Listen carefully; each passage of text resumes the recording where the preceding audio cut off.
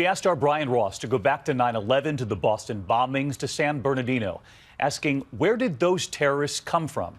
And if there's going to be a ban in this country, why weren't those countries included? Here's our chief investigative correspondent, Brian Ross. President Trump's ban somehow misses the very countries that have produced the terrorists responsible for the deadliest U.S. attacks. None of those killers came from any of the 7 countries on his list: Libya, Sudan, Syria, Iraq, Iran, Yemen, and Somalia. The 9/11 hijackers came from Saudi Arabia, Egypt, Lebanon, and the United Arab Emirates, none of them on the list. The wife in the San Bernardino terror couple came from Pakistan, not on the list. The husband, American-born. The Boston bombing brothers came from the Russian Republic of Dagestan, also not on the list.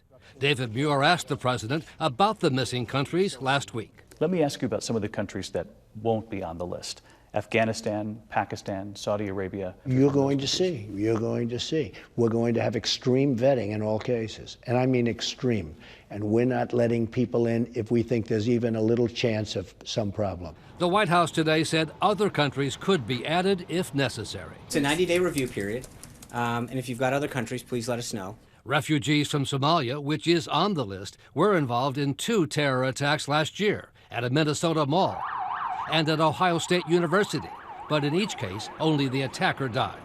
The president's supporters also point to how the Obama administration drastically curtailed the flow of refugees from Iraq for 6 months in 2011.